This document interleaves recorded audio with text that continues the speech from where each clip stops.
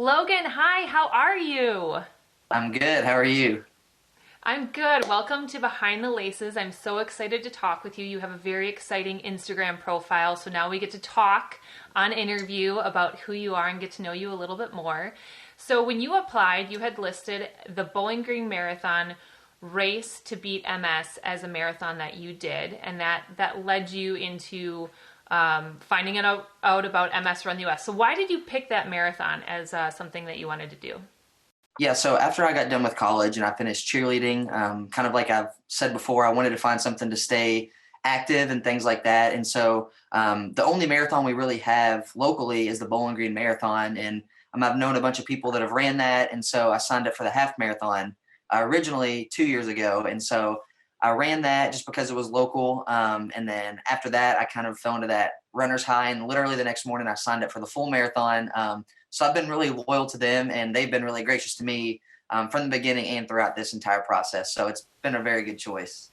That's awesome. And so you went from being a college cheerleader to marathon training. What has that transition been like for you? It's been somewhat similar in certain ways in terms of endurance and things like that. But, in cheer, it's a 2.5 minute routine and you're going, going, going, going, and you're not necessarily pacing yourself, or at the time you think you are. And then, I jump to running and it's kind of the same thing. I'm having to pace myself, but over a much longer period of time. But in terms of, just endurance and, mental toughness, it kind of is aligned a little bit for me that way.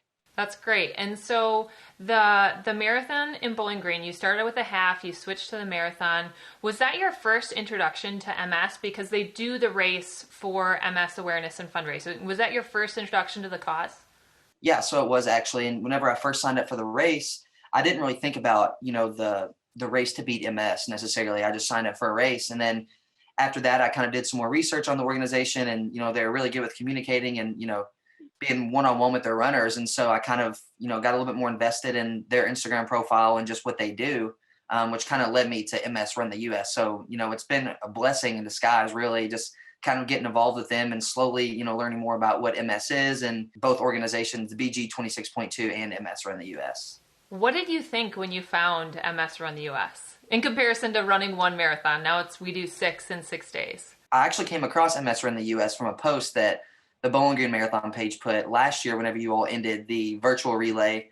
And I was like, what is this? So I kind of clicked on it and went to your all's profile, which then took me to your website, and I was just blown away. I was like, this is absolutely insane. And I knew that I'd always kind of wanted something to, use my platform for, or be able to run for, just, have something to be a part of that's a little bit bigger than myself. And so, when I first saw this, I was like, wow, this is incredible and insane. And especially you from the beginning running across the country. And then two, instantly I wanted to be a part of it. And, that goes back to, I didn't really know what MS was, but I just knew it was like a gut feeling that I wanted to be a part of it. And, that I knew that I could be a good contributor, but I also knew that there was a lot to learn.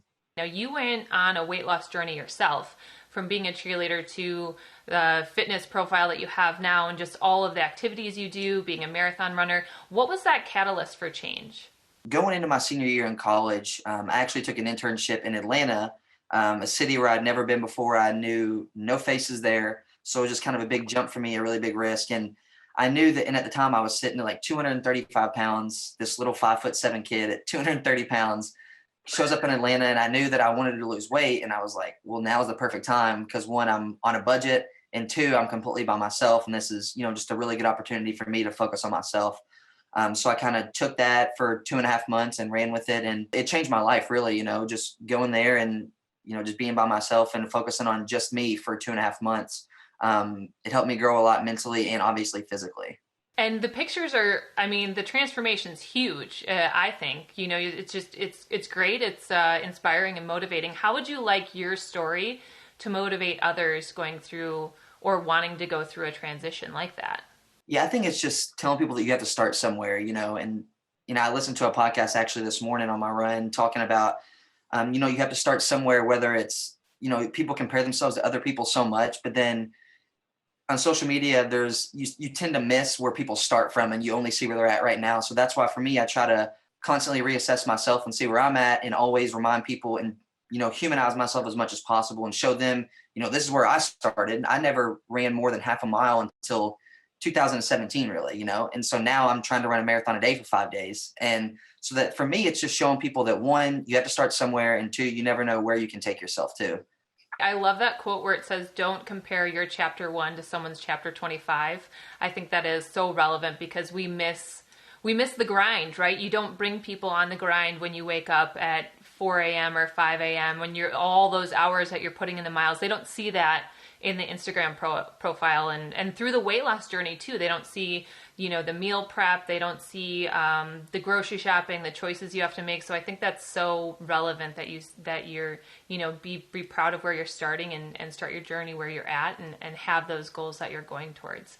Now, you have some big events happening in the summer, our run for one of them being a part of this relay team, but you're also getting married. So tell me, what was the proposal like? Yeah, so it was actually September of 2019. So we had a little bit longer of a proposal, which we're grateful for now. I had reached out to some of my friends that I cheered with, and they do videography and photography, and told them I wanted them to set up a giveaway on Instagram. And so the winner would get a free session of photo and videos. And at the time, Emily is my fiance. And at the time, I kind of, pushed her to enter the giveaway, and we both entered. Well, she ended up winning the giveaway. So she was amped up. And then, so we go to do this photo and video session, and we do about 30 minutes of pictures. And then after that, they kind of take us off separately to shoot different photos of us. And so then I go down and set up kind of like an open field, and had like pictures of us posted up along the trees, from when we first met 5 years prior to then. So then whenever she turned the corner, it was like one of the most genuine reactions I've ever seen from her. I was like, deep down, I'm like, she knows it's going to happen. But she told me, she was totally oblivious to it. So when she got to the bottom, she actually wears a ring on her left finger normally anyway that her grandma had got her. And at the time she was going to take it off, and she was like, I don't want to jinx it. As she's walking down to meet me, and she knew it was about to happen, but she was like, I'm not going to jinx it. I'm leaving it on. So then whenever I proposed to her, she still had that ring on her finger. So I'm shaking and putting it over her finger right on top of the other one. I love that. That's so well thought out and well done, Logan. I love proposal stories because I think well thought out proposals, really tell about the couple, whether it's big and grand or whether it's kind of subtle and, a little bit more private. So that's really great. What did she think when you told her you wanted to do this? She thought I was insane. Pretty much the same thing I thought whenever I first came across the organization. I told her, I think I want to do this. And she was like, are you you haven't even ran your marathon yet? I'm like, I know, but I still want to do it. So, she's definitely blown away by it, but she's been a huge supporter. But still to this day, she'll tell you that I'm crazy. When people ask, does your fiance, they're doing something about running like a marathon like a couple days in a row. And she was like, yeah, he's insane. Yeah, he's crazy. Oh, that's great. How close is your segment to the wedding?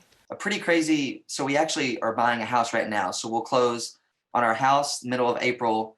And then we'll get married in June, middle of June. And then it's instantly honeymoon. And then pretty much 2 weeks after we get back from that will be my segment. Where is your honeymoon? Where are you guys going? So we're going to Cancun, and we're doing kind of a longer honeymoon. And so I've had to make sure that they're going to have their treadmills open throughout that. So I was going to say, this is going to be an interesting honeymoon because this is like right near peak miles. It's not going to be as relaxing as what some people might imagine a honeymoon to be, but I'm sure this will be a summer that you will not forget. The house buying, the marriage, the honeymoon, and doing your relay. It's very exciting. I'm looking forward to watching it. So I wanted to know, what was it like when you received your invite in the mail to be a part of the team? Yeah, so it was really emotional for me, for whatever reason. I was kind of anticipating it, and whenever I finished my second round of interviews with you all, you said that we'll send you something through the mail. And I'm like, through the mail? I knew I was going to have to wait a little bit to figure out anything. So I was checking the mail every day for the next couple of days. And then I was like, I'm just going to wait it out. And when it gets here, it gets here if it does. Pulled up to the front of the building and opened it up and saw the invite to be a part of the relay. And I just got really emotional for whatever reason. And, I just, at that point, it just kind of flipped a switch for me. And I was like, well, now I got to flip that switch and break it because I got to turn it on from here, just for one, the fundraising, and then two, just the training efforts itself. And, but it's been really humbling so far, but it's really crazy to think about that was in October and now we're here and the relay starts so soon. Just that gap between now and then, it's kind of flown by. So I'm really trying to take it in from this point until my segment gets here and encourage my teammates and, get some advice from them until I get to my segment. I love that. Thank you so much for sharing that. You have been a pleasure to have on the team so far. Like you said, the event is starting. I'm really excited to see what we do this summer, all the awareness that we raise, all the funds we're going to raise, and you're a big part of that. So keep it up in the training, keep it up in the fundraising, and we'll see you this summer when you run. I'm Ashley Schneider, Executive Director of MS Run US. Thank you so much for watching our videos, and make sure to subscribe so you can get our latest uploads.